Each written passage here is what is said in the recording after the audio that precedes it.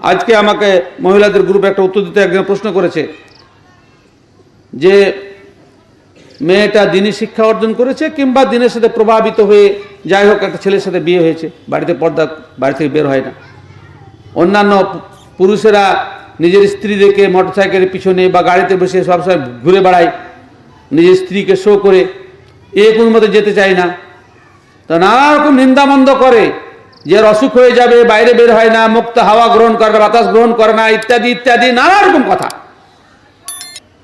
তো বলছে শেখ আমি কি করি, আমার করণীয় কি? আমি উত্তরটা এটাই দিলাম, এখানে বসে উত্তর দিলাম যে স্বামী চয়েস করার ব্যাপারে মেয়েদেরকে সিদ্ধান্ত নিতে হবে যে কোথায় গিয়ে আমার দিন রক্ষা পাবে, আমার শরীয়ত রক্ষা পাবে। টাকার সাথে বিয়ে দিবে, বড় লোকের বাড়িতে বিয়ে দিবে, বড় ব্যবসায়ীর বাড়িতে বিয়ে দিবে, সুখে থাকবে বলে, তাহলে তোমার দিন কোথা থেকে রক্ষা পাবে? কোথা থেকে রক্ষা পাবে? আমরা তো কোনো বেটা ছেলের সাথে বিয়ে দিই না, দিই টাকার সাথে বিয়ে দিই। কার কত টাকা আছে, কার উপার্জন আছে। এমনকি বহু পিতা গর্ব করে কোনো চাকরিজীবী, এমন চাকরিজীবীর সাথে বিয়ে হলে যে চাকরিজীবী সুদ খায়, এই ঘুষ খায়, তো আমরা গর্ব করে বলি স্বামী আমার জামাই চাকরি করার সাইড ইনকামও আছে। ভদ্র ভাষাটা তো ভদ্র, সাইড ইনকাম আছে। হ্যাঁ, সাইড ইনকাম গোটা হারাম।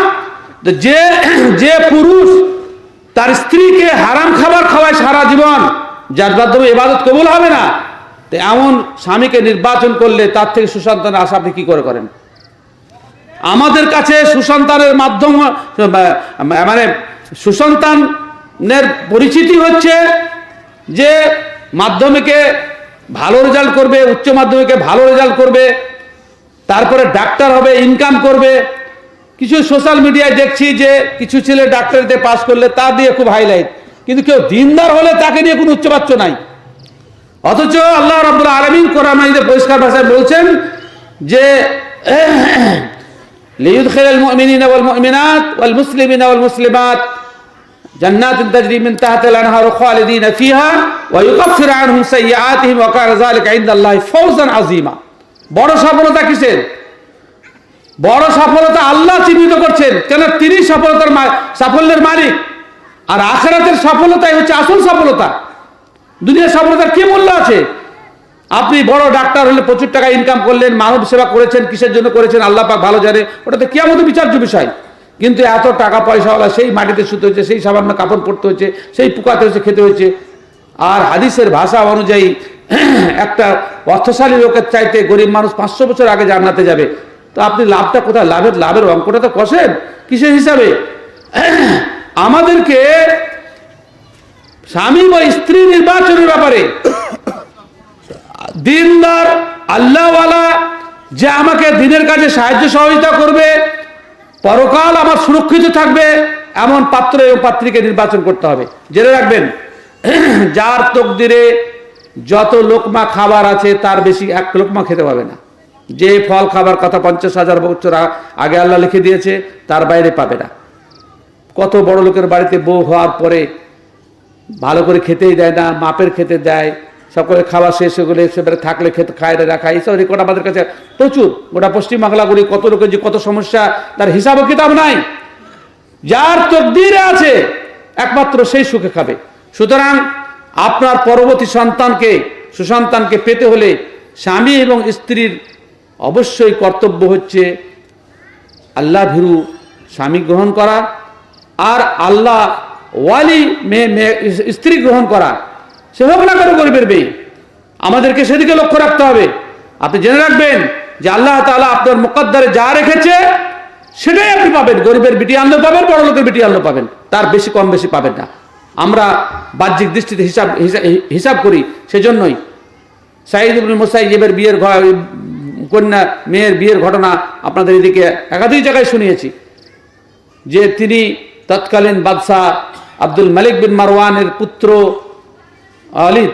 আব্দুল মালিক ছিলেন বিন মারওয়ান গোটা মুসলিম জাহানের বাদশাহ। তখন তো দেশে যে মুসলিম জাহান 60টা দেশে 60-65টা দেশে ভাগ হয়েছে, সেরকম ভাগ ছিল না, গোটা একটাই দেশ ছিল।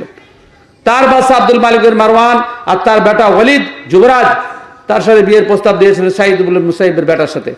তিনি ছিলেন আলেম, পরেজগার, আল্লাহওয়ালা। তার মেয়ের বিয়ের মেয়ের সাথে, মেয়ে খুব সুন্দরী এবং অত্যন্ত শিক্ষিত সুশিক্ষিতা ছিলেন, তার জন্য ওয়ালিদের সাথে বিয়ের প্রস্তাব দিচ্ছেন। তিনি বলছেন না, তোমার বেটা ভাবি বাদশাহ হলো তো কি হলো, আমার দিনদার বেটির বিবাহ বাদশার বেটার সাথে কোনোদিন দিতে পারি না, মুসলিম জাহানে বাদশাহ। তা শুধু এইটুকু নয়, এই অপমান, বাদশাহ এই অপমান হওয়ার কারণে, যে একজন আলেমাকে অপমান করলো, তার কারণে চরম শীতের দিনে সমস্ত শরীরের কাপড়কে খুলে ফেলে দিয়ে গাধার পিঠে চড়িয়ে আর সেনাবাহিনীর লোককে মাথার উলঙ্গ তরবারি ধরে ডাঙ্কা পিঠে মদিনার গলিতে গলিতে, যে বাদশার বেটার প্রস্তাব প্রত্যাখ্যান করার জন্য তার এই শাস্তি, তবুও বিয়ে দেননি। আর শেষকালে বিয়ে দিচ্ছেন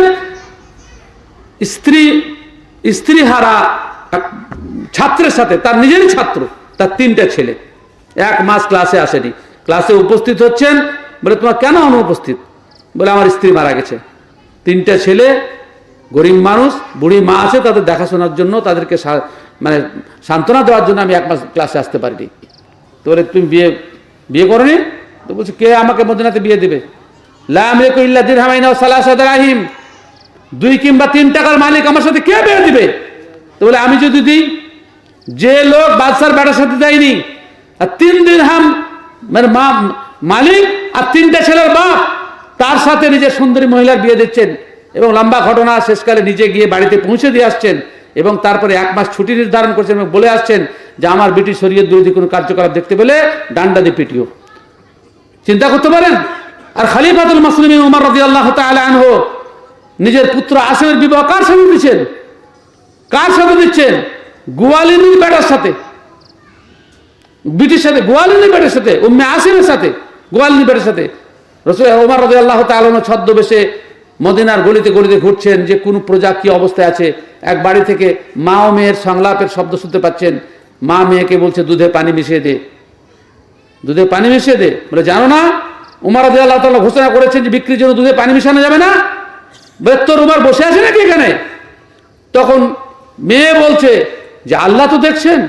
উমর রাদিয়াল্লাহু তাআলা আনহু শুধু এই কথাটা শুনে বাড়ির দরজায় ডাক টেনে দিলেন এবং এসে নিজের একাধিক পুত্রের সামনে প্রস্তাব দেখলেন যে মেয়েটা আল্লাহকে ভয় করে, এই মেয়েটাকে কে বউ বানাতে চাও? উমর রাদিয়াল্লাহু তো পুত্র আসেম বলে যে আমি বিয়ে করতে চাই। বিয়ে করার পরে তার পুত্রের পেট থেকে উম্মে আসেম তৈরি হলো, আর তার পেট থেকে উমর ইবনে আব্দুল আজিজ রাহিমাহুল্লাহ 5ম খলিফা জন্মগ্রহণ করলেন। আমাদের মধ্যে আমাদেরকে প্রথমেই পাত্র এবং পাত্রী নির্বাচনে আমাদেরকে লক্ষ্য রাখতে হবে যে পরবর্তী প্রজন্ম, আমাদের পর থেকে যে সন্তানগুলো আসবে সেটা কোত্থেকে হবে।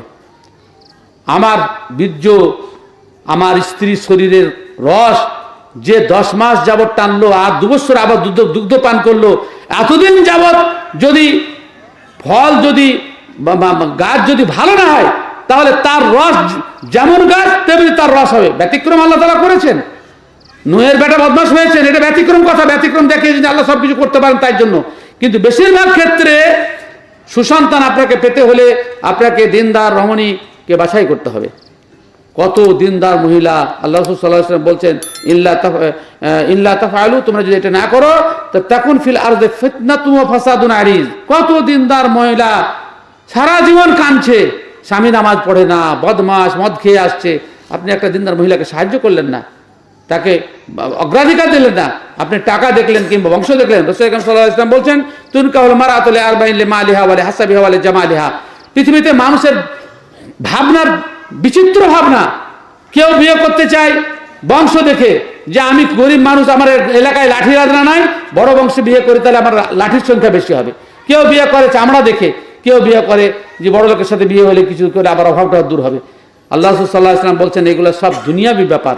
ফাসফার বিজাতি দিন তারিবাত ইয়াদাক, তুমি দিনদার মহিলাকে অগ্রাধিকার দাও, তাহলে তুমি জীবনে সফল হবে। আমাদের এই ভাবনাটাই, মুসলিম উম্মার এই ভাবনাটাই শেষ হয়ে গেছে। ইহুদিদের ভাবনা বড় লোক দেখে বিবাহ করা,